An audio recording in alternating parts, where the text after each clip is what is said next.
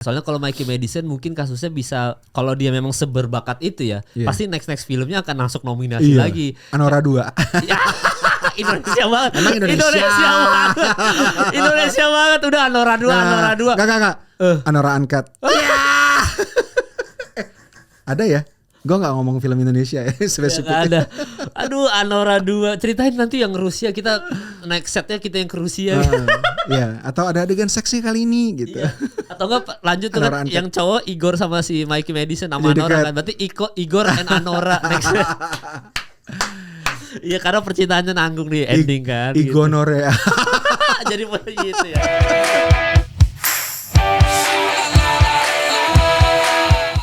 Ivan Seventeen ditunjuk jadi direktur utama PT. Langsung aja bang. Penting bang. Iya. Kamera udah record semua ya aman ya. Udah record bang, tenang. Jadi Ivan Seventeen ditunjuk jadi direktur utama PT Produksi Film Negara. Terus ada yang komen di bawah nih gue capture. Padahal masih ada Joko Anwar. Padahal masih ada Joko Anwar. Gimana komentar lu? Joko bang? Anwar 16. Weh gila. Kan lu mendukung rezim gak? Enggak lah. Orang tiap hari kalau lihat story-nya Bang Joko ya ada aja berita-berita kontroversi di negara kita. Udah kayak minum obat bang sehari 3. Ya? Iya bang. Tapi gimana bang? Parah. Kalau masalah bang? PFN pertama gini. Jadi kita nggak bisa langsung apakah mendukung menghujat tanpa melihat titik masalahnya. Kita tempatkan sesuai proporsi gitu. Yang pertama perfilman perusahaan film negara ini adalah sebuah perusahaan yang panjang sekali sejarahnya kan. Tapi singkatnya, dulu perusahaan film negara ini adalah perusahaan film milik negara yang memproduksi film. Misalnya film G30 SPKI itu produksi dari PFN, dulu masih PPFN. Terus ada film Janur Kuning, ingat gak sih dulu? Oh, itu dari Temon. Dari situ semua ya? Itu juga dari PFN. Kalau yang baru-baru ini ada satu film drama, satu lagi bahkan film horor juga belakangan ini ada kayak 5 tahun lalu bikin film horor gitu. Nah, jadi kalau misalnya ditanya Ivan Seventeen itu dipilih sebagai direktur utama PFN, pertanyaan gua adalah pertama, serelevan apa PFN pada masa sekarang sebagai sebuah BUMN? Yang kedua, visi dari PFN itu sendiri seperti apa? Memang tahun 2021 PFN berupa BUMN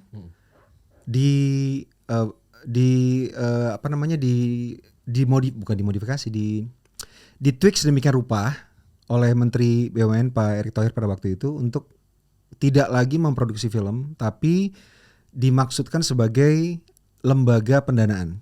Jadi kalau misalnya ada filmmaker yang mau bikin film, akan diberikan dananya lewat sistem vetting atau kurasi yang mereka yang menentukan gitu. Terus waktu itu Erick Thohir juga bilang bahwa nanti filmnya sudah harus dicari distribusinya. Jadi supaya nggak rugi kan, kalau namanya BUMN kan harus walaupun ada nasionalismenya tapi kan harus punya profit gitu ya. Jadi harus sudah ada distribusinya melalui beberapa pihak seperti Telkom gitu. Telkom kan punya platform OTT, jadi udah pasti ada yang beli. Nah, tapi sekarang itu kan pada waktu diubah menjadi pendanaan saja itu berhenti produksi kan ketika pandemi. Jadi banyak sekali orang mau bikin film tapi susah untuk mendapatkan pendanaan karena semuanya juga susah gitu. Makanya diubah menjadi lembaga pemberian dana untuk filmmaker. Nah sekarang kan harus dicari tahu dulu tahun 2025 itu apakah masih valid PFN sebagai lembaga yang memberikan atau membantu pendanaan untuk film Indonesia. Kalau kita lihat dulu ada film horor yang diproduksi oleh PFN ketika dekat pandemi. Apakah sekarang filmmaker yang membuat film komersil masih layak untuk diberikan dana? Kan harus dipertanyakan juga. Sekarang kan cari uang kalau untuk film Indonesia relatif lebih gampang karena banyak orang kaya yang mau invest di film. Ya nggak sih, lo juga tahu kan? Banyak kali kan pasti banyak yang nawarin kau lah. Uangnya juga nggak jelas dari mana, gitu kan? Dia juga nggak jelas akuntabilitasnya sebagai orang yang apakah memang suka film, kepingin jadi investor film, apakah seperti apa, apakah punya motivasi lain gitu. Iya. Nah jadi itu dulu. Nah baru setelah itu jelas visi misinya dari PFN ini baru ketahuan apakah Ivan Seventeen tidak cocok apa tidak cocok banget. Gue nggak bilang cocok. Pilihannya 2 doang. Tidak cocok atau tidak cocok. Tidak cocok atau tidak cocok banget. Pilihannya 2. Karena apa? Oke, sisi positifnya dulu deh. Yang pertama, Ivan Seventeen itu kan dia pernah bekerja di industri hiburan, walaupun musik. Ya kan, ya paling nggak sedikit banyak dia tahu lah hiburan itu seperti apa, industrinya. Yang kedua, sebelum ini kan direktur utama dari PFN itu selalu ditempati oleh orang-orang yang probably tidak punya spotlight sebelumnya, dia orang nggak tahu. Jadi perhatian orang ke PFN mungkin juga nggak begitu besar. Dengan adanya orang yang dikenal di PFN, kan orang jadi 2 hari ini kan semua orang ngomongin PFN. Orang yang nggak tahu PFN juga jadi tahu PFN gitu kan, which is bisa dibilang positive side lah gitu. Yang buruknya, sisi yang negatifnya adalah yang pertama, harus dipahami bahwa produksi film atau perusahaan yang menangani film, apakah itu produksi, distribusi, manajemen film, in general itu adalah sesuatu yang sangat kompleks banget. Jadi industri film, bahkan gue sekarang sudah hampir lebih dari 20 tahun gue di film, gue masih burem, masih belum ngeraba. Dan orang yang sudah punya pengalaman puluhan tahun bekerja di film, di industri film, bukan cuma di Indonesia, bahkan misalnya di Amerika yang industri film sangat luar biasa maju, nggak bisa juga dipastikan mereka paham film. Contohnya mereka juga masih bikin film yang flop nggak laku gitu, ya kan? Nggak ada yang bisa memastikan bahwa kalau misalnya orang sudah lama bekerja di film dia pasti tahu film. Nggak juga. Kalau kita baca-baca sejarah orang-orang yang tadinya udah bikin film puluhan tahun dan pernah membuat beberapa masterpieces, tapi akhirnya jatuh juga. Apakah itu secara finansial, apakah secara kreatif gitu. Misalnya kemarin Francis Ford Coppola bikin Megalopolis, dia percaya sama visi kreatif dia sendiri. Dia sudah memperjuangkan sejak tahun 80-an, akhirnya tadinya yang gagal batal, akhirnya dia bikin pakai uang sendiri. Toh secara komersial gagal dan secara artistik debatably juga gagal gitu. Jadi nggak ada yang bisa memastikan bahwa orang yang sudah lama bekerja di industri film, baik sebagai tenaga kreatif atau orang yang bekerja di production, tahu industri film. Apalagi orang yang belum cukup pengalaman bekerja di industri film. Ya, Ivan Seventeen kan memang punya beberapa kredit terlibat di pembuatan film. Misalnya ada film dokumenter yang kemarin ya kalau nggak salah, yang tsunami. Dia juga sebagai executive producer dan producer katanya. Tapi ada satu lagi gue lupa apa. Tapi it's not enough. Nah sekarang kan tinggal gini, kita berpikir PFN itu bagi kita penting apa tidak, atau ada nggak potensinya untuk kita jadikan PFN menjadi sebuah lembaga yang strategis. Kalaupun nanti misalnya diputuskan untuk menjadi sebuah lembaga pendanaan, memberikan dana ke siapa gitu. Sekarang kalau kita lihat dari segi komersil, orang-orang yang membuat film komersil mungkin gampang untuk mendapatkan pendanaan. Tapi orang-orang yang membuat film di sisi lain, di side stream, film-film yang sifatnya eksploratif, art house, lebih eksperimental, itu kan susah untuk mendapatkan pendanaan. Mereka penting apa enggak? Mereka penting banget. Mereka itu nge-push storytelling. Mereka nge-push themes dari film. Jadi kayak beberapa orang kita yang sering dihujat, oh lu orangnya terlalu keras sih, terlalu ini segala macam. Tapi kita butuh orang-orang tersebut untuk push the boundaries gitu. Benar. Orang-orang kayak lu kan kalau ngomong bacot lu kan kayak, orang kaget apa segala macam. Padahal yang lu sampaikan mungkin secara norma untuk masyarakat mungkin terlalu kayak kasar, tapi probably di balik itu ada pemikiran yang lebih progresif. Nah itu kan harus ada seperti itu untuk push the boundaries supaya filmmaking dengan adanya film-film eksperimental, eksploratif dan film-film independen ini, jadi nanti temanya jadi lebih kaya lagi gitu. Jadi kalau misalnya visi dan misi dari PFN itu sudah jelas, and then we talk gitu. Kalau personally, gue percaya PFN itu bisa dijadikan sebuah lembaga yang sangat strategis dan sangat penting gitu. Karena dalam sejarah kita tahu ada beberapa perusahaan film milik negara di negara lain yang berhasil menjadi pemain kunci, bahkan menjadi the biggest promoter for the local film industry gitu. Misalnya ada China Group, China Film Group Commission kalau nggak salah, CFGC itu adalah sebuah perusahaan film Cina yang membuat beberapa film, bahkan film-film komersil. Walaupun mereka ada bikin film komersilnya, ada film yang pushing the boundariesnya gitu. Nah, bahkan film mereka tuh menjadi film yang box office. Seperti yang gue bilang, kalau misalnya kita mau menempatkan misalnya PFN menjadi sebuah lembaga BUMN bergerak di perfilman yang bisa memajukan film, ada strateginya.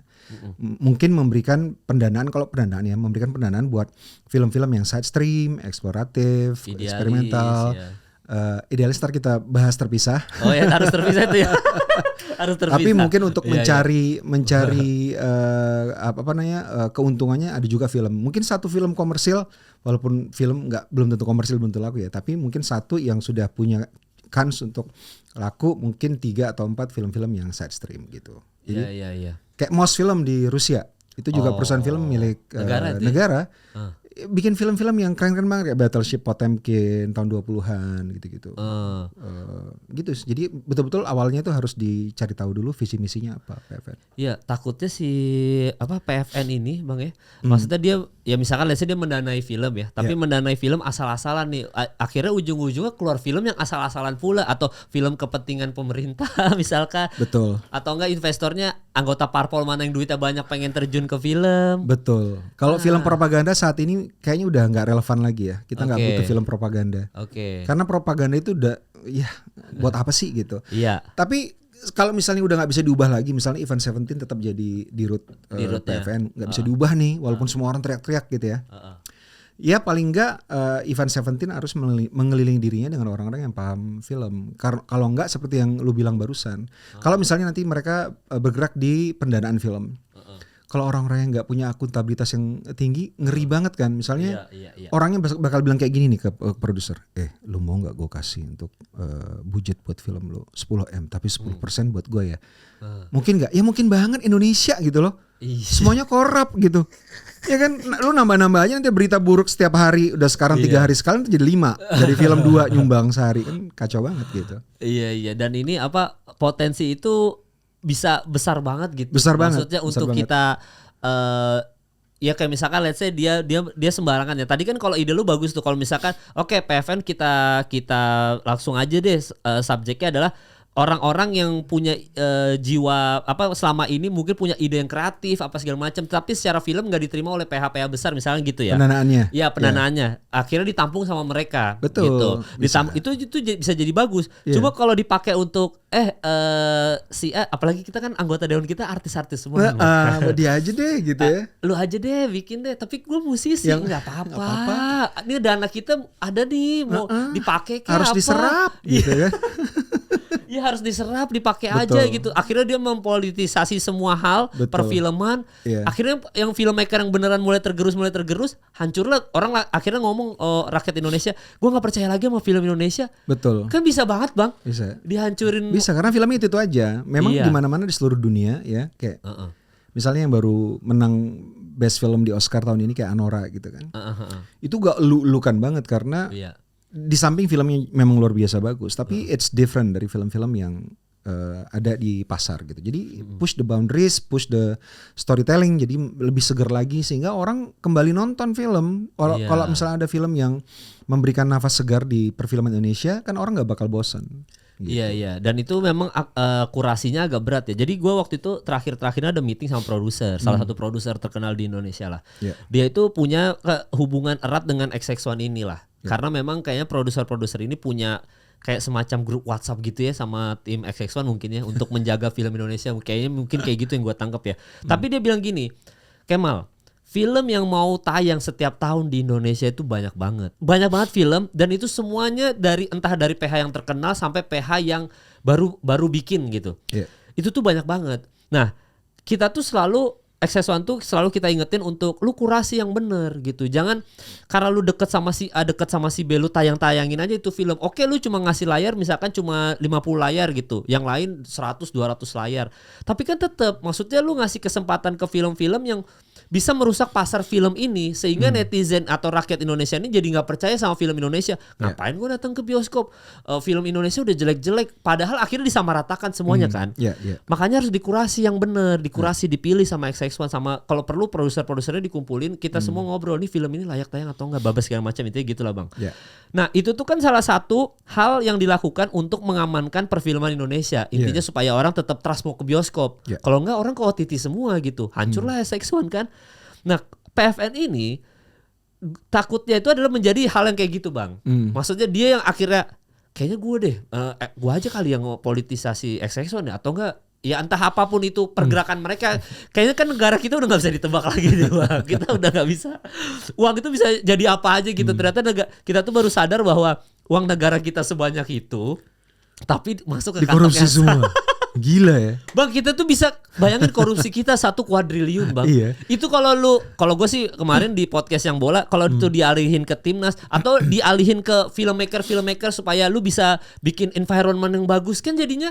Jadi dia datangin turis, oh film Indonesia keren-keren, datang turis ke pendidikan dulu lah, pendidikan. Ya, nomor 1 pendidikan. Ya kan dari film juga bisa kita susupin. Nggak, tapi kan maksudnya uang negara kita sebanyak itu, berarti kan PFN mungkin aja apalagi dari BUMN banyak sekali uang yang masuk ke sana kan.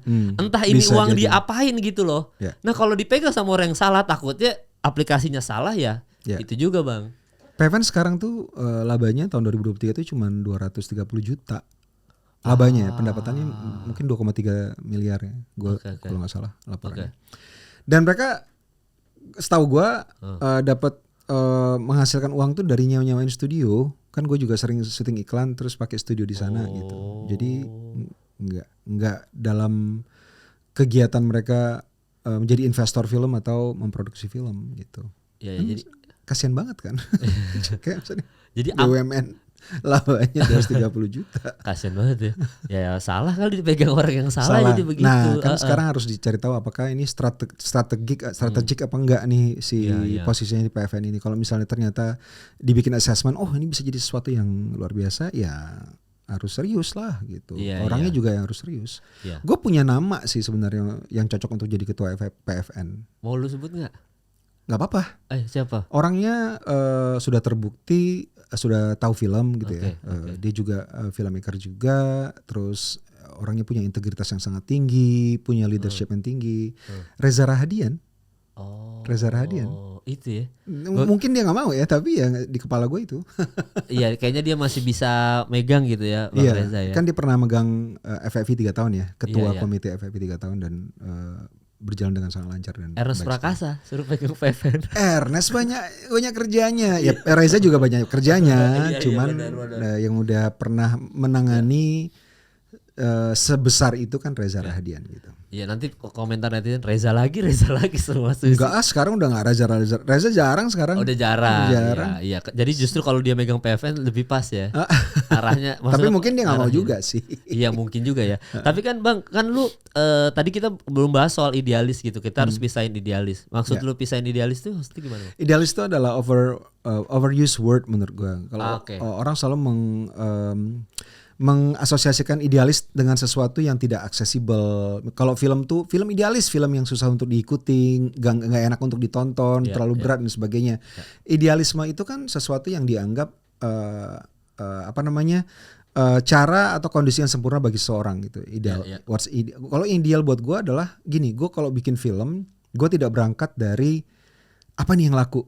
Gue bikin enggak, tapi gue selalu berangkat dari apa yang mengusik diri gue gitu, apa yang ingin gue sampaikan, apa yang gue nyatakan, harus gue keluarkan dari sistem gue, kalau enggak gue kayak mati gitu. Harus gue keluarkan banget, harus gue, apakah itu pernyataan, pertanyaan gitu ya.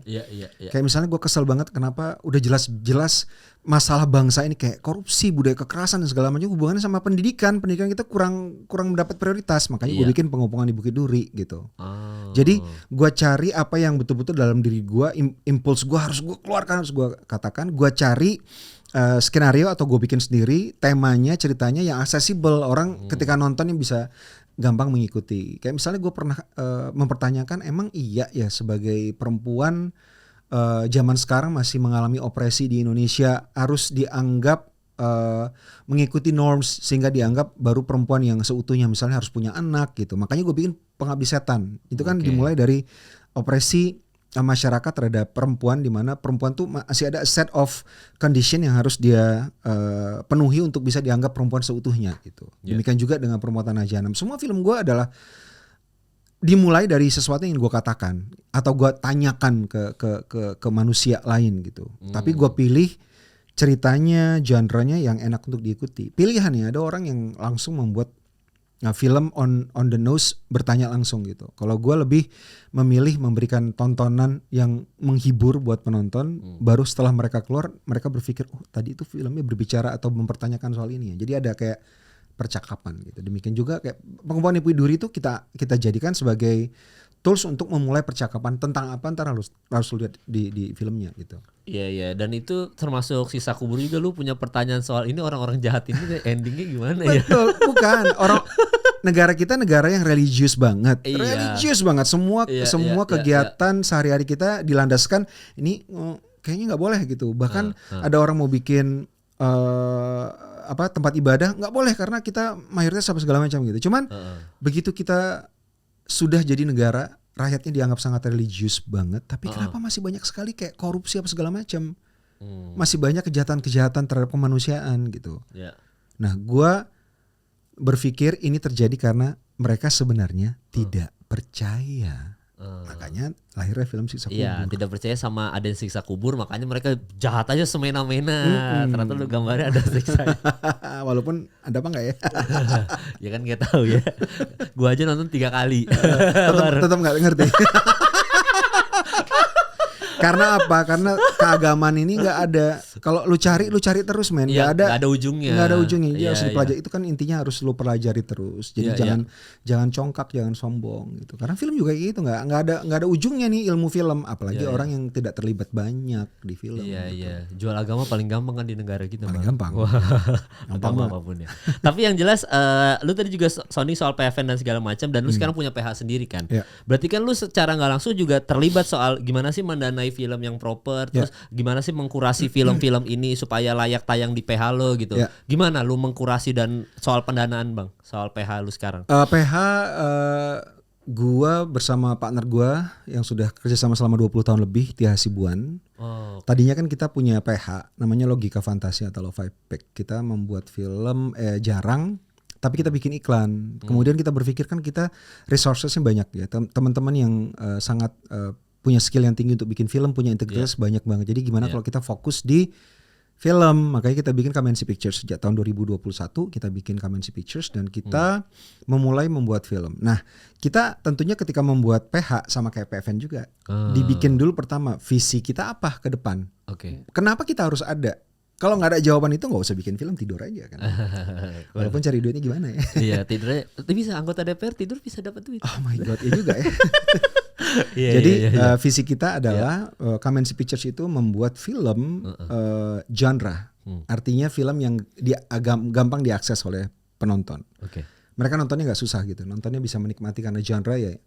Di pembukaan Kamensi Pictures ada science fiction, ada horror, ada action, ada komedi, ada misteri, thriller dan sebagainya. Tapi selalu ada sesuatu yang kita push the boundaries. Apakah dari segi filmmakingnya kita butuh push sehingga menjadi sesuatu kebiasaan, walaupun itu sulit, walaupun itu another benchmark gitu. Misalnya kita membuat film, kita mau menyatakan atau mempertanyakan mungkin nggak selama ini yang kita anggap sebagai musuh kita come from within gitu. Jadi mungkin musuh kita adalah antara kita sendiri, karena bukan artinya ada konflik horizontal ya, tapi orang yang kita anggap selama ini adalah pengayom kita, kayak misalnya wakil kita di DPR atau pemerintah, penyelamat kita. Tapi kita membicarakan seperti itu, tapi kita nggak bikin dalam sebuah storytelling yang berat, tapi kita bikin dalam bentuk science fiction horror. Makanya ada Nightmares and Daydreams misalnya, ya kan? Kenapa baru? Karena science fiction yang jarang dibuat dengan skala sebesar itu juga jarang. Makanya itu yang baru. Jadi setiap film kita ada sesuatu yang baru. Demikian juga dengan Sisa Kubur misalnya. Demikian juga dengan Pengepungan Ibu Kediri. Kalau misalnya lo lihat nanti filmnya skalanya besar sekali, dan alhamdulillah kita mendapat support dari Amazon MGM Studios. Kebetulan PH yang salah satu yang tertua di dunia dari Amerika Serikat, dan kita bebas secara kreatif.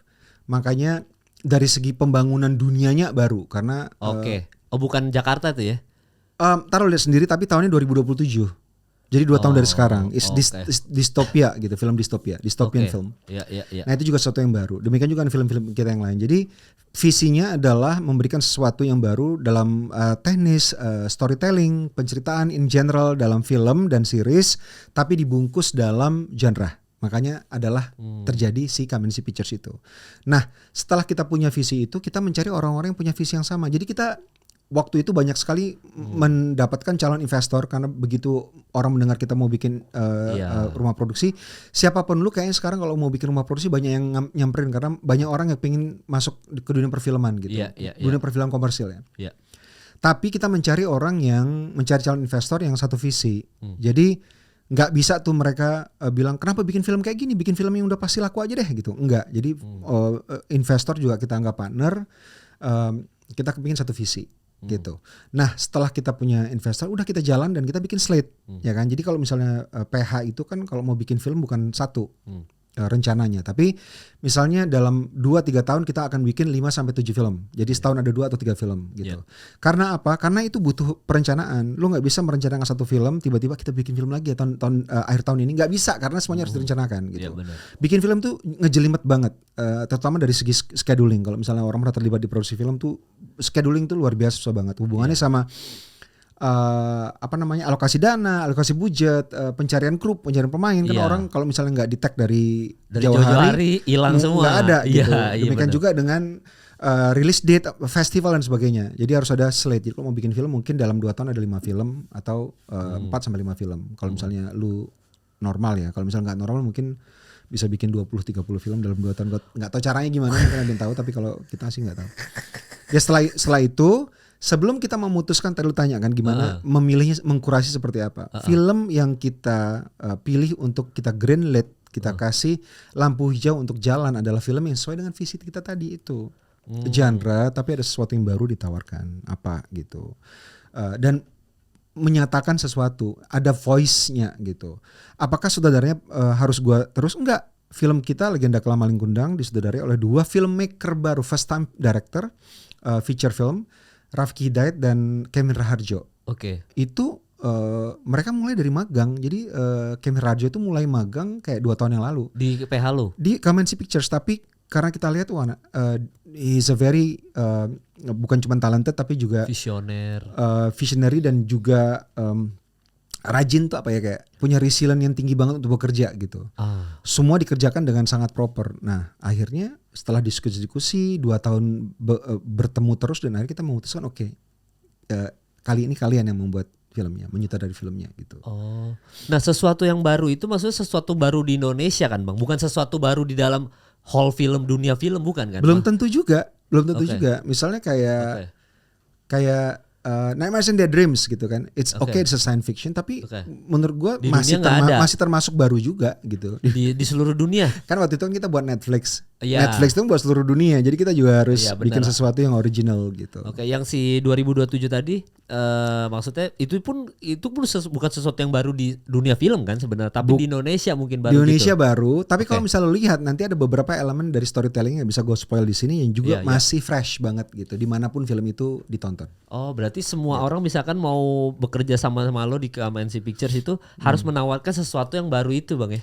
Secara nggak langsung membawa sesuatu yang fresh ke lo. Iya betul, sesuatu yang baru. Jadi kita nggak cuma terima kita nggak seperti yang kita bilang, kita nggak cuma mencari film yang laku apa ya gitu. Tapi kita selalu bertanya, what are you trying to say with this film? Lu coba mengatakan apa dengan film ini gitu. Start from that, baru nanti kita craft sedemikian rupa sehingga filmnya accessible melalui cara bertutur, melalui marketing dan sebagainya gitu. Tapi memang cari sesuatu yang baru agak sulit ya di dunia zaman sekarang Bang ya. Maksudnya dalam tanda kutip semua filmmaker kan di seluruh dunia sudah melakukan hal itu.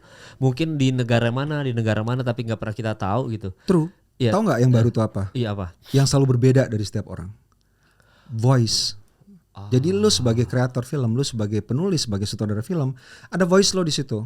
Kalau misalnya you have a strong voice, pasti berbeda. Walaupun lu bikin film yang sama.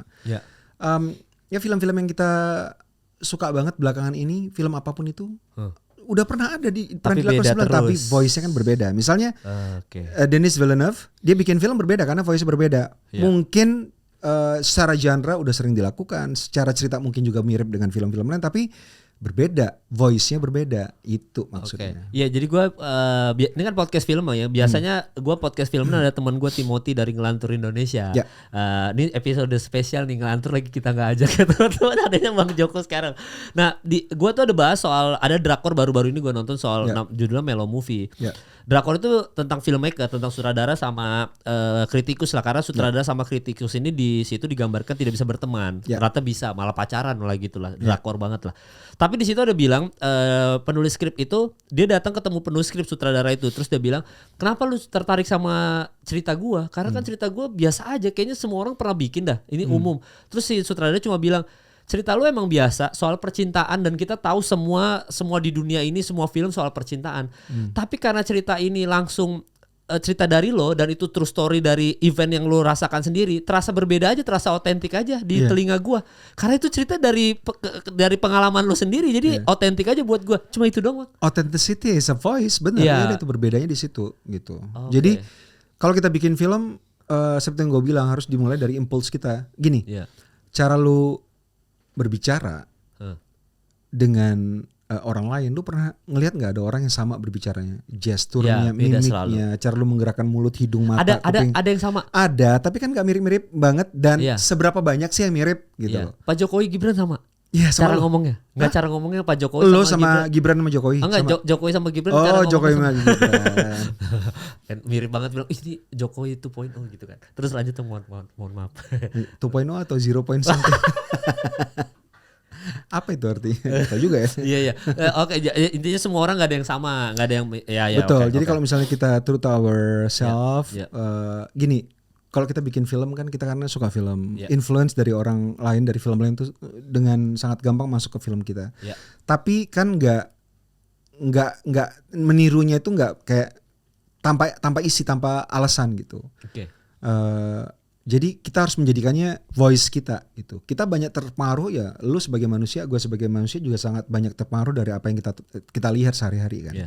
Orang yang kita suka gayanya, cara dia berbicara. Tapi ketika kita berbicara dengan orang lain, kita berkomunikasi dengan orang lain itu kan berbeda. Sama halnya ketika kita bikin film, kita berkomunikasi dengan penonton kita. Berbeda kalau misalnya kita true to our voice gitu. Iya. Nah, cuma kan yang salah, bukan yang salah sih, yang berbeda, gue gak bilang salah, pilihan bebas.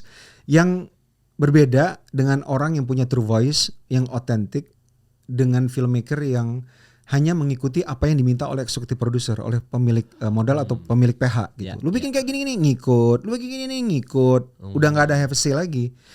Filmnya dibikin oleh siapapun sama, karena dia nggak punya voice gitu. Nah, kalau lu kan nulis skrip udah banyak Bang, yang lu cerita di perpustakaan lu udah ratusan skrip tapi nggak kepake-pake kan, puluhan ya. Gua lupa detailnya. Tapi gimana lu nyari inspirasi yang baru terus? Maksudnya yang voice lu tetap otentiknya gimana caranya? Kan lu bikin skrip udah banyak. Gue selalu membuka senses gue setiap hari. Sengaja atau nggak sengaja. Gue bisa dibilang sensitif, gue gampang nangis melihat apa segala macem. Nggak tahu ya apakah ini bisa diasah apa enggak, tapi gue merasa ini ada suatu advantage buat gue sebagai seorang scriptwriter dan storyteller, di mana gue bisa menyerap, jadi gue kayak sponge gitu. Jadi karena gue masih apalagi tinggal di Indonesia, seperti yang kita tahu, setiap hari ada yang ajaib aja nih, kayak memberontak jiwa lo setiap hari, setiap saat kan. Itu muncullah itu ide untuk bersuara, lu tuangkan dalam skenario gitu. Jadi sense itu lu tingkatkan terus ya, supaya voice otentik lu itu tetap ada gitu. Mungkin ya? Gue tingkatkan dengan cara tidak menutup mata gitu kali ya. Tidak menutup mata hati nurani. Iya, berarti kayaknya semua seniman kayak gitu ya. Kayaknya musisi pun harus ngebuka itu terus, termasuk stand up comedian kan harus ngebuka itu terus. Dan nggak boleh self-absorbed, jadi nggak boleh self-indulge, self-centered, merasa diri kita pintar, cerdas, merasa diri kita yang penting, merasa segala sesuatu berputar mengelilingi kita. Itu sih kebalikan dari membuka diri untuk bisa menyerap dan sensible tuh itu. Iya. Dan lu udah mengalami itu puluhan tahun Bang. Jadi wajar aja kalau sense itu lu udah peka gitu. Kalau yang anak-anak baru ini kan, misalkan anak yang baru terjun dunia film belum tentu bisa merasakan hal yang sama kan. Satu kali bikin film bagus, bisa aja film kedua, film ketiga sense-nya udah nggak ada. Mungkin juga. Walaupun banyak yang gue ketahui, tetap semakin lama semakin belajar tuh banyak juga. Tapi biasanya kalau orang yang bikin satu terus lainnya enggak, itu karena dia ini silau oleh pujian kan. Banyak orang yang udah bikin satu karya yang bagus dipuji-puji seterusnya kok enggak lagi gitu ya. Biasanya karena silau sih, jadi dia merasa bahwa yang dikatakan oleh orang itu benar. Gue percaya bahwa lu harus bisa bikin assessment sendiri terhadap diri lo, terhadap karya lo. Jadi lo tahu kekurangannya apa, kelebihannya apa. Begitu ada orang muji-muji, kalau misalnya sesuai dengan yang lu bikin assessment tadi, oh iya memang iya, oke, thank you so much gitu. Tapi kalau misalnya berlebihan, nggak sesuai sama yang udah lu nilai film lo, ya anggap aja itu sebagai orang appreciate lo, tapi jangan masuk kepala lo. Tapi banyak orang yang pas bikin film, ya ini kurang sekali. Ternyata pujian orang tuh, oh ini jadi masuk ke kepalanya gitu. Atau dia orang bikin film terus bikin marketing terus kan dibentuk kan opini-opininya, ada keywords yang kayak best film apa segala macam gitu. Kita keluarkan tiba-tiba orang bilang iya best film, terus kita percaya itu orang yang bilang, kita yang menciptakan gitu. Itu kalau udah masuk ke kepala, keangkuhan itu agak susah sih. Atau enggak biasa kadang-kadang numbersnya bagus terus, jadi ngerasa kalau enggak numbers gue bagus-bagus aja. Maksudnya laku apa enggak? Iya. Gak ada hubungannya itu film bagus apa enggak. Laku ya kan? Nah tapi lu udah mindset tadi soal best film Bang. Tadi juga kita ngomongin suara voice authenticity kita, sama tadi soal pendanaan berbagai segala macam. Baru-baru ini kan ada film yang gue suka banget Bang, judulnya Anora Bang, gue sesuka itu. Tapi memang kalau dibilangin tadi lu juga kita ngomong soal percintaan, tapi karena lu yang menceritakan jadi otentik, jadi voice lu gitu. Anora itu gambaran itu Bang, maksudnya gambaran itu kan sebenarnya Cinderella story aja, umum aja, semua orang udah bikin. Tapi voice-nya Sean Baker. Ya, voice-nya Sean Baker dan pendanaan dia untuk dia kan mendanai sendiri kan, berbagai segala macam, yang untuk promonya berbagai segala macam kan uang sendiri Bang.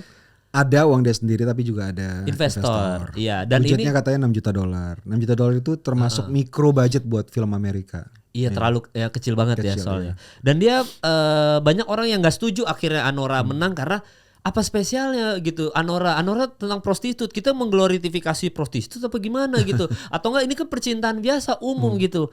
Tapi kalau menurut lu pribadi Bang, kenapa Anora menang Best Picture ketimbang Substance misalkan, atau enggak Dune Part 2 gitu. Kalau Substance gue yakin lu suka banget pasti kan, tipe lu banget kan. Dune Part 2 atau enggak Conclave kan lebih jelimet gitu. Kenapa Anora yang menang gitu? Gue lebih suka dari semua film yang sebut itu adalah Anora. Kebetulan. Dan gue juga. Iya kan? Iya. Gini, jadi kenapa Anora menang? Kalau dari segi storytellingnya memang menurut gue yang paling gini, kita pisah deh gini. Kenapa film itu menang? Itu nggak bisa kita bilang film yang terbaik pasti menang, itu nggak bisa di Academy Awards. Jadi kita harus tahu kan bagaimana mekanisme pemilihan nominasi dan pemenang dari Academy Awards ya. Jadi Academy members itu kan ada sekarang mungkin 10.000 orang ya. Kalau kita kan Akademi Citra, Festival Film Indonesia, orang yang pernah dapat nominasi atau menang Piala Citra itu cuma ratusan, mungkin 200 orang.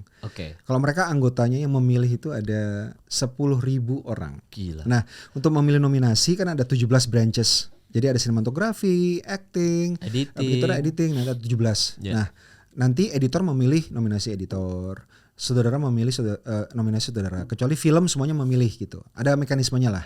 Kemudian nanti setelah dapat nominasi, baru semua orang yang 10.000 Academy members ini yang voting. Khusus untuk film mereka bikin ada beberapa pilihan sesuai dengan rankingnya gitu.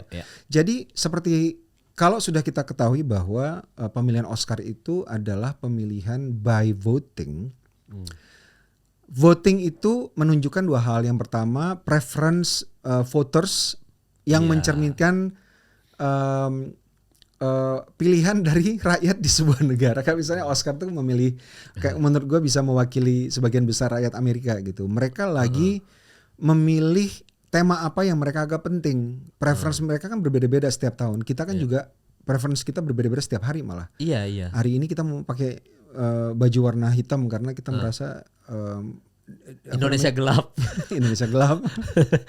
Ya gitulah. Jadi kalau misalnya apakah setiap film yang menang yang terbaik itu harus film yang menang, atau film yang menang Best Picture film yang terbaik secara teknis dan storytelling? Enggak. Jadi kalau misalnya ada orang yang marah-marah karena kenapa sih yang terpilih ini di pemenang Oscar? Enggak ada gunanya karena kalau namanya voting kayak voting Oscar itu belum tentu yang menang itu yang terbaik, atau yang terbaik itu harus menang tuh enggak juga. Nggak harus. Sama halnya dengan FFI. Film yang terbaik belum tentu film yang akan menang sebagai pemenang film terbaik, atau film yang terbaik udah pasti film yang terbaik. Enggak kan? Karena kalau FFI itu kan ada votingnya dalam nominasi, kemudian juri. Nah, kalau FFI yang diputuskan oleh juri yang orangnya mungkin cuma 10 orang, 11 orang, 12 orang, belasan orang itu malah lebih sempit lagi, mencerminkan preference kelompok juri itu pada tahun itu orangnya seperti apa. Apakah orangnya memandang film itu harus penting. Kalau misalnya cuma genre horor, komedi nggak usah gitu misalnya. Jadi komedi mungkin nggak dipandang tahun itu karena jurinya berbeda, atau juri yang memiliki pandangan politik yang berbeda, kan nggak bisa. Makanya kalau yang udah namanya penghargaan, baik itu juri kecil atau voting yang dalam jumlah yang besar, udah lu nggak usah marah-marah. Kalau misalnya berbeda ya udah, berbeda dari gue juga sering kok menang Oscar, tapi menurut gue yang menang ya harusnya ini sih gitu. It's okay, nggak usah marah-marah, it's part of life, move on gitu. Tapi dalam hal Anora dari segi storytelling, gua ketika filmnya mulai itu gua selalu menilai film itu film yang memiliki nilai plus kalau misalnya gua rela untuk dibawa kemana aja. Ya nggak? Waktu nonton film Anora, film itu dimulai, kayaknya udah ngikut aja deh, gue mau kemana lu bawa gue, ya kan? Iya, ikut aja. Iya kan? Lu udah nggak mandang lagi ini film ini, enggak. Nah itu artinya filmnya apa? Filmnya believable, authentic. Kalau filmnya nggak believable, kan mempertanyakan terus gitu, atau nggak relate. Ini tentang seorang PSK yang ada di New York di Amerika. Gue tinggal di Indonesia dan gue tidak bekerja di industri seks komersial gitu. Tapi gue bisa relate. Tapi tentang apa? Tentang orang yang mencoba untuk mengubah nasib. Gue bisa relate. Tentang orang yang memiliki pertimbangan moral. Apakah dia benar-benar cinta nggak sama si laki-laki ini? Apakah sekedar dia mau berubah nasibnya? Kalau misalnya dia ingin berubah nasibnya, boleh apa enggak orang mencoba untuk keluar dari systemic poverty misalnya? Dengan cara yang instan gitu ya. Kan gue bisa relate ke situ gitu. Karena gue mungkin pernah melihat orang seperti itu, atau gue even pernah consider to do that misalnya. I can relate to that, orang mencoba untuk memiliki kehidupan yang lebih baik. Diceritakan dalam voice yang sangat unik banget. Khas dari Sean Baker. Sean Baker kalau bikin film kan unik banget. Berat banget temanya, tapi dipersembahkan dengan lucu, komedi, true to life. Gitu loh. Bagi gue itu sesuatu yang susah untuk membawa sesuatu yang sangat penting, besar, tapi dalam storytelling yang ringan. It's difficult man, susah. Gitu satu. Terus acting, directing, sinematografinya, man, wow. Walaupun kita tahu New York seperti apa, tapi dia bisa menampilkan New York dari sisi yang lain, yang nggak glitz and glam, nggak yang tapi sangat gritty banget, real life. Itu dia, everything about the film menurut gue is pure cinema gitu. Anora ya. Film-film yang lain ya bagus-bagus aja, bagus-bagus juga gitu. Tapi kan masalah preference. Gue lebih bisa relate ke film Anora ketimbang yang lain. Gue gitu. Nonton I love Conclave, I love The Substance, I love Emilia Perez. Of course, tapi yang paling relate kan gue adalah Anora ketika gue nonton. Gitu. Ya mungkin yang marah-marah tuh nggak relate kali ya bang ya. Gak apa-apa kalau lu nggak relate, nggak apa-apa. Lu nggak suka sama suatu film juga nggak apa-apa. Karena gini, dan ini juga buat filmmaker juga. Kalau misalnya ada orang nggak suka film lo, bahkan benci film lo dan memaki-maki film lo, probably it's not about you, probably it's not about your film. Tapi preference orang, hasil menonton orang terhadap sebuah film, mereka suka apa enggak, suka banget atau benci banget, itu lebih menceritakan orang itu ketimbang filmnya. Gitu. Lebih menciptakan stand dia di hidup yang mungkin berbeda dengan stand yang ada di dalam film. Jadi kalau misalnya orang benci banget sama film lo atau suka banget sama film lo, ya orang kalau disukain filmnya nggak apa-apa, senang. Tapi kalau misalnya ada orang nggak suka sama film lo, probably dia menggunakan film lo sebagai tools untuk reflect to whatever they are facing in their life gitu. Jadi begitu ada orang nggak suka sama film gua misalnya, gua nggak kecewa, nggak marah, karena probably ketidaksukaan orang itu terhadap film gua membawa mereka lebih memahami dirinya sendiri. So it's still good thing gitu. Jadi nggak pernah baper karena film gue dibenci apa segala macam, enggak sih. Karena menurut gue selalu ada yang bisa mereka dapatkan dari even hating a film. Iya jadi gitu. Tapi menurut gue yes you can dislike a film, tapi kalau misalnya sampai benci apa segala macam, enggak lah, it's just film. Iya, atau juga orang move on pasti kan. Life goes on. Iya, misal mungkin kalau kemarin yang menang Emilia Perez mungkin ngamuk satu dunia ya. Itu juga unik. Itu butuh satu episode sendiri kali. Emilia Perez. Iya gila itu mah Emilia Perez gila banget. Kalau itu menang kan banyak kekhawatiran, jangan-jangan yang ini agendanya si Oscar nih, menang lah Emilia Perez. Untung ternyata tidak ya. Ternyata Sean Baker yang memborong semuanya gitu ya. Tapi lu setuju juga dia menang Best Editing dia. Kalau Mikey Madison udah top notch lah, itu udah ini orang gila, gue ngefans banget sih sama Mikey Madison, parah sih. Gue ngefans banget sama dia, cuman gue tuh prefer yang menang Demi Moore misalnya. Bukan karena lebih bagus Demi Moore, gue marah, enggak, cuman come on, kapan lagi Demi Moore, ya probably she will, tapi kapan lagi dalam waktu dekat dia bisa mendapatkan peran seperti itu dan gitu. Masuk nominasi ya. Kalau Mikey Madison kayak masih panjang ya. Tapi lu lebih mau Demi Moore menang berarti kalau Best Actress ya, bukan? Iya, gue pengen Demi Moore menang sih. Alasannya itu dong, Bang? Alasannya itu karena gak ada waktu lagi nih buat Demi Moore. I grew up with Demi Moore's film kan, Ghost. Banyaklah film-film Demi Moore ketika kita muda, bahkan film-film yang mainnya kayak Mortal Thoughts sama Bruce Willis gitu. Jadi even beberapa film pertama dia kayak Parasite, bukan Parasite Bong Joon-ho ya. Bukan.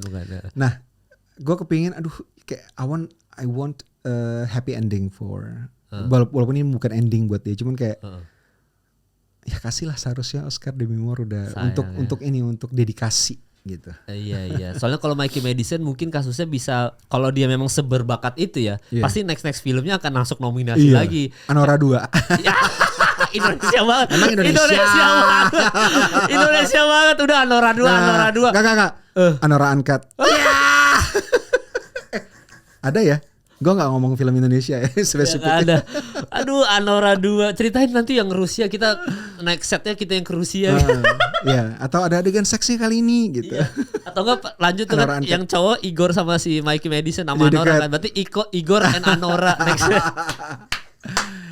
Iya, karena percintaannya nanggung di ending kan. Igonore. Jadi gitu ya. Aduh, iya. Enggak, tapi memang Mikey Madison kita yakin beberapa tahun ke depan sama kayak Leonardo DiCaprio aja lah. Ada momennya pasti dia selalu masuk nominasi dan pasti menang lah gitu.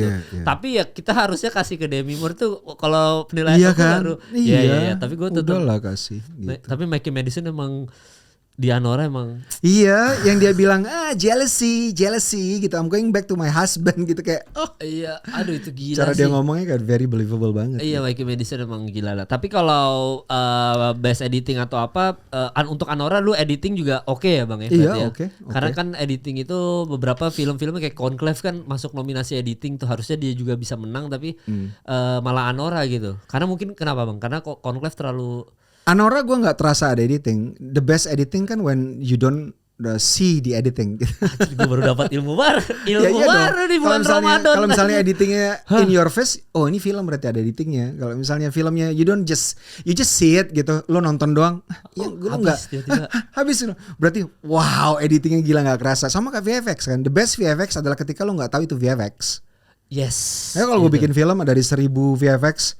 Orang komplain 1-2 VFX misalnya, tapi ada 989 VFX lagi yang orang nggak tahu itu sebenarnya VFX. Jadi gue santai-santai 1-2 itu memang kurang. Ya kalau ular keluar ya jelas ya, ada orang pasti mempertanyakan kan ular keluar. Ya kan? Itu ular bener loh. Wah, enggak, tapi kan VFX kan. Gue bisa nunjukin behind the scene-nya ada ular beneran. Iya. Tapi kan yang lain nggak sadar kita ada VFX. Tapi gue baru dapat ilmu baru nih. Film yang editingnya bagus adalah editing yang tidak terasa seperti editing ya. Sama semuanya. Acting yang terbaik adalah acting yang begitu lo nggak tahu ada acting. Sama. Mikey Madison tidak berasa acting Bang. Betul. Dan film ini kan low key banget ya. Nggak ada flashy sinematografi yang tiba-tiba gimana kameranya tiba-tiba lompat ke atas segala macam. Atau editingnya tiba-tiba yang too clever for its own good gitu kan, nggak ada yang seperti itu. So everything is just very unnoticeable. Dan bikin film kayak gitu sulitnya luar biasa Bang ya. Sulit lah. Kalau kita lihat kayak gampang kalau nonton film ya gitu doang. Wah, ini tracking shot, ada kameranya ini berarti ini ada tracknya berarti ditarik nih sama orangnya gitu.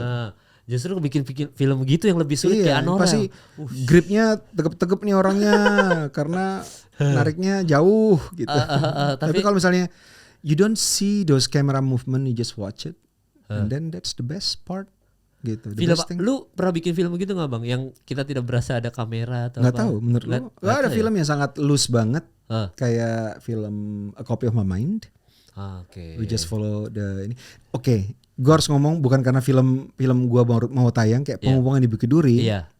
Itu adalah gabungan dari film gue yang sangat calculated banget dari segi gerakan kamera.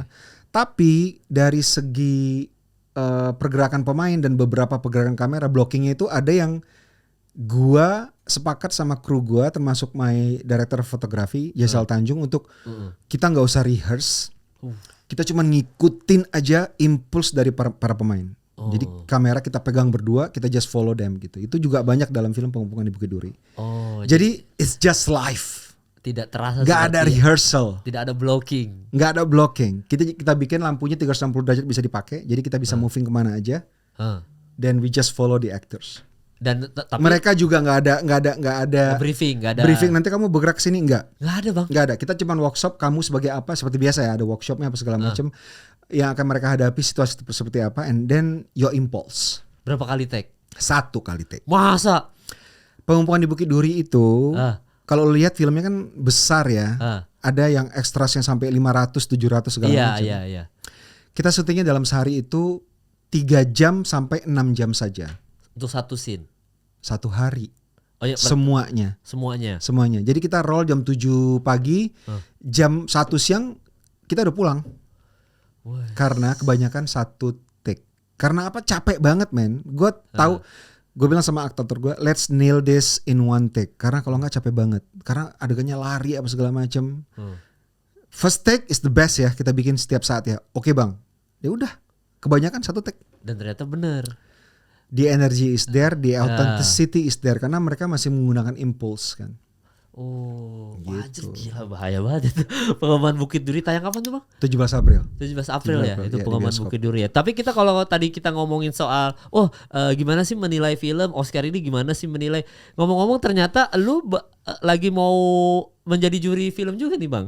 Untuk kompetisi video dengan ikutin ini yang akar budaya kekerasan di Indonesia. Yes. Nah lu berarti kan mau menjuriin film-film pendek kan?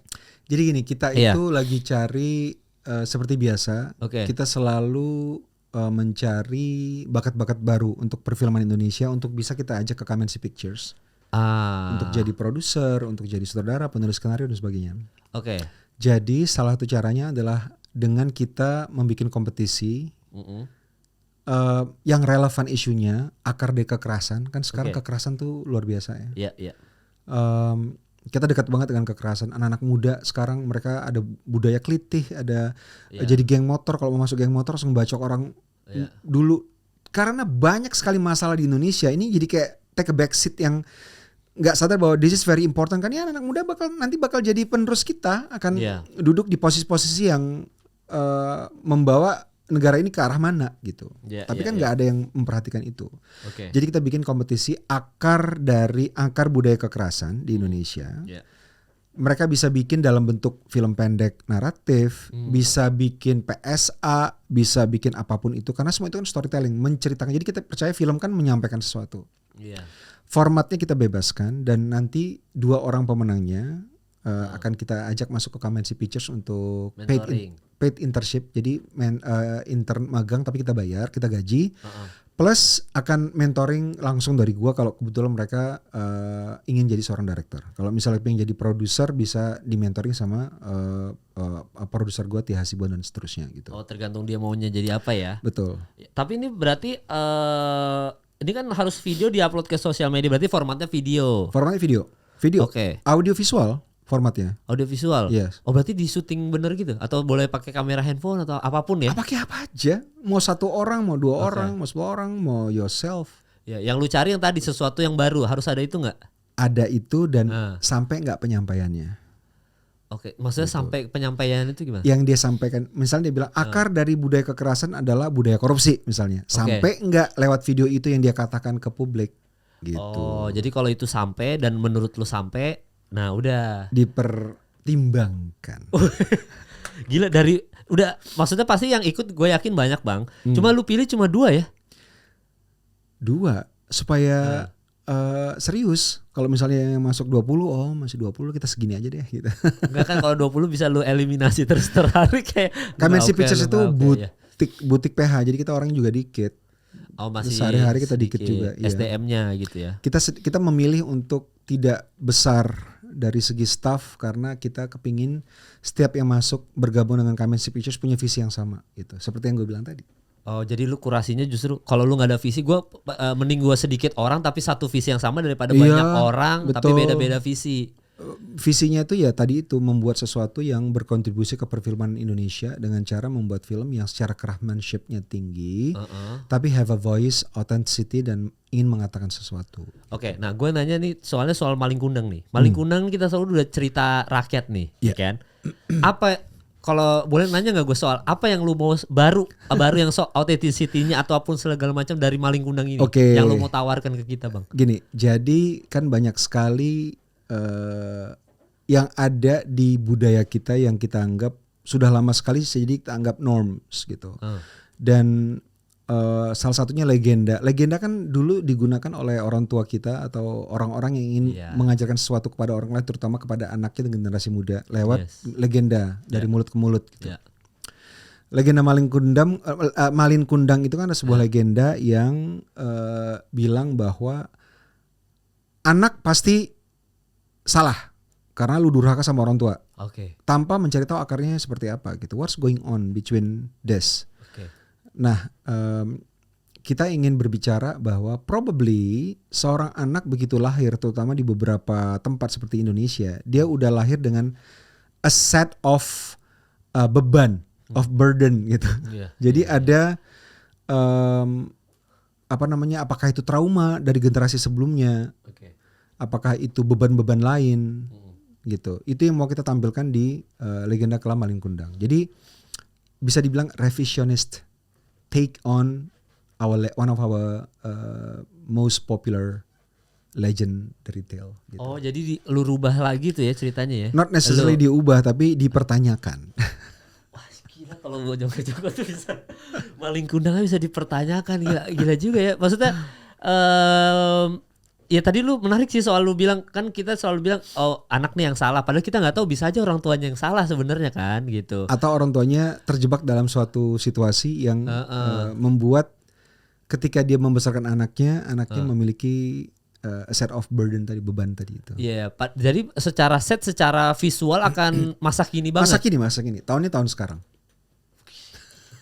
Gak siap gue tiba-tiba nonton. Nggak, karena begitu Maling Kundang keluar bang, gue paling antusias sama itu. Begitu lo promo poster itu, live Instagram itu, anjir bisa lo kepikiran Maling Kundang ini mau diapain sama Bang Joko ya. Ternyata gue baru dapat informasi.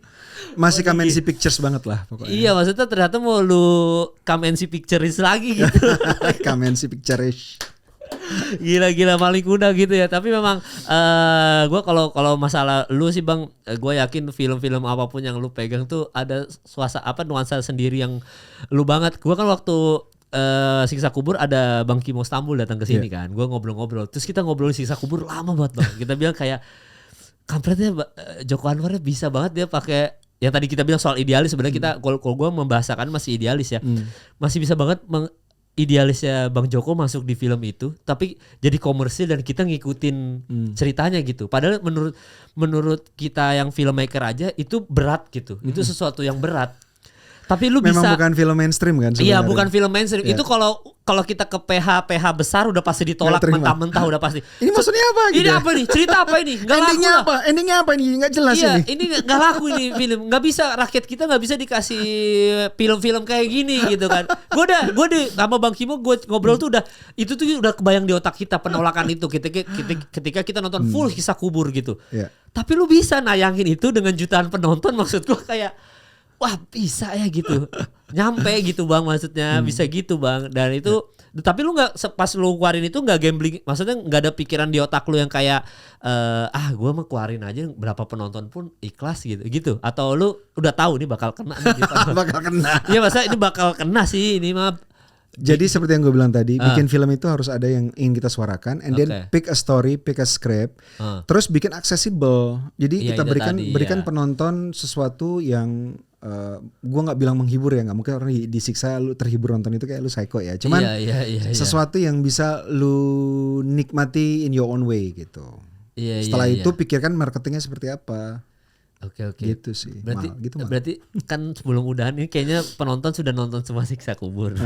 Pertanyaan gue. Ternyata untuk itu gue diundang kemarin. Karena kepo. Suruh buka rahasia itu. Tapi lu pasti udah menceritakan ke orang-orang rahasia lu kan Bang di film itu kan. Maksud gue yang kru gue lah paling. Ya ke kru sebenarnya ini terus kru lu mungkin yang kayak gitu. Sudah ada pasti yang kayak gitu kan. Tapi kalau cerita di gimana podcast tadi mah ya pas banget lu. Gitu, gitu. Oh gitu Job. Oh gitu ya. Oh gitu nyet gitu. Ya gitu nyet. Oh maksudnya gitu. Enggak lu berani bocorin enggak usah, jangan. Janganlah ya. Nanti kalau gua matiin kamera aja. Enggak, karena semua orang bertanya itu Bang gitu. Itu Siksa Kubur kan lebaran tahun lalu ya? Lebaran tahun lalu ya. Jadi kita udah Ramadan lagi, kita take ini udah Ramadan Bang. Iya betul setahun. Iya itu kan waktu kita podcastan Siksa Kubur kan tahun lalu Bang yang kita ngobrol.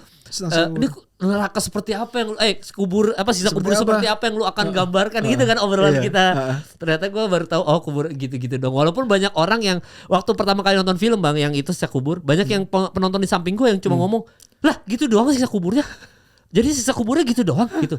Dan gue hampir terpengaruh dengan itu. Memang bener segitu doang gitu. Ya, ternyata ya emang segitu doang gitu. Terus gue nonton sekali lagi di Jakarta kan, gue nonton di Samarinda pas gue mudik. Nonton itu gue lagi mudik tuh. Gue nonton sama bini gue berdua. Pulang ke Jakarta gue nonton lagi berdua sama bini gue lagi. Anak gue titip. Baru gitu ya. Baru gue yang kayak lu yang nonton segitu doang Siksa Kubur ya. Lu kagak nyadar setengah film nih Siksa Kubur. Gue sampai kayak itu setengah film Siksa Kubur ya udah semuanya gitu.